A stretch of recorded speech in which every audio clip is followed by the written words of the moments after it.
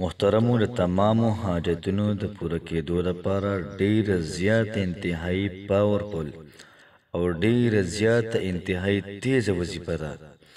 د وظیفې په دنیا کې چې موږ وګورو د دې وظیفې مقابله یوه وظیفه هم نشي کولی.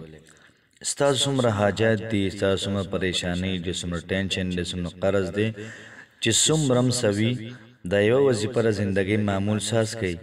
انشاءالله العزیز به تاسو تماشه کوئ چې الله پاک ستاسو هر کار دومره په ښه طریقې باندې دومره په اعلی طریقې باندې وکړي چې تاسو به په خپل هم حیرانه شئ چې دا کار څنګه وشو. بسم الله الرحمن الرحیم. شروع کوم د ډیر زیات بخښونکي او د ډیر زیات مهربانه رب په نوم باندې. تمام تعریفونه، تمام حمد و ثنا هغه ذات لره ده چې دا کل کائنات پیدا کړي دي او جناب محمد رسول الله صلی الله علیه و آله وسلم دای زمونږ د امت ته محترم راولېږو او زمونږ د امت د هغوی له محترمو دا ورکو. او زه دې خبرې ګواهي کوم چې د الله نه علاوه د عبادت لایق بل څوک نشته او پیغمبر صلی الله علیه و آله وسلم د الله بنده او رسول دی. نن چې محترمه زمونږ کومه وظیفه ده دا ډیره زیاته زبردسته او ډیره زیاته پاورفل وظیفه ده. د وظیفه په دنیا کې د ټولو نه پاورفل او د ټولو نه زر اثر کوونکې وظیفه ده. فرمایي چې کوم سړی دا وظیفه صرف اووه پیرې کوي، الله پاک به د انسان ټول مقاصد پوره کړي، الله پاک به د انسان ټول خواهشات پوره کړي چې څومره د انسان د زندګۍ حاجتونه دي، څونه پریشانۍ دي چې سم د محترمو دا وظیفه د خپل د ژوند معمول سازه کړي او بیا یې تماشه کوي او ګوري دي د داسې ځای نه الله پاک له رزق ورکړي دی به حیرانه شي.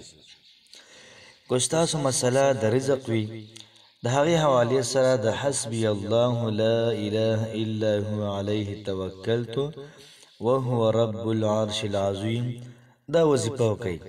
الله پاک به د داسې ځای نه تاسو ته رزق درکړي، د داسې ځای نه چې تاسو به ته حیرانه شئ. که ستاسو کاروبار نه وي د کاروبار دپاره حسبي الله لا اله الا هو علیه توکلت وهو رب العرش العظیم دا وظیفه تاسو وظیفه کوي.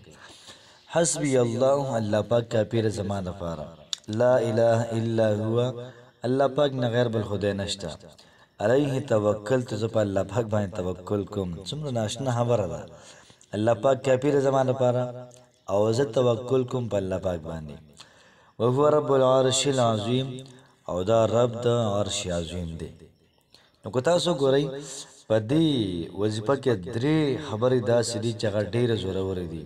لومبې حسبي الله الله پاک زما لپاره کافي دی، زما چې کوم مشکل دی د دې لپاره الله پاک کافي دی، دا به ضرور حل کوي. او بیا توکل تو زه په الله پاک باندې توکل کوم او دا د رب دی د ډېر زیات لوی عرش. نو رب معنا په مزه مزه انسان پالل، په مزه مزه انسان پالل او کمال ته رسول. نو که تاسو ګورئ دنیا کې الله پاک موږ ته رزق راکوي، مال و دولت راکوي، نو دا پاللو کې محترمو دا راځي. نو که ستاسو د رزق مسله وي یا د کاروبار مسله وي، د روزګار مسله وي، دا وظیفه د ځان لپاره دا محترم وظیفه کوي. انشاءالله العزیز الله پاک به ستاسو حالات دا به ډېر زیات بهتر کړي.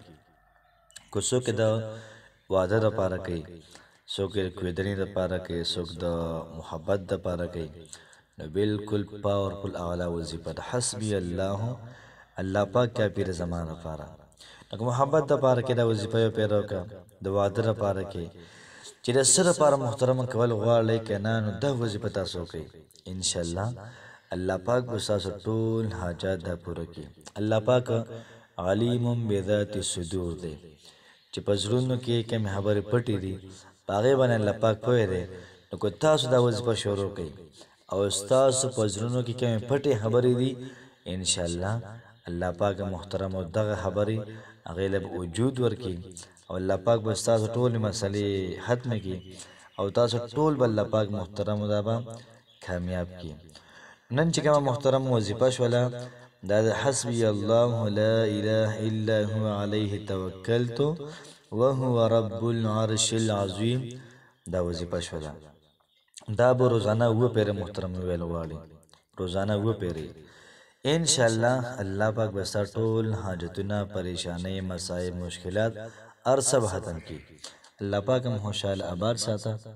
السلام علیکم ورحمة الله وبرکاته.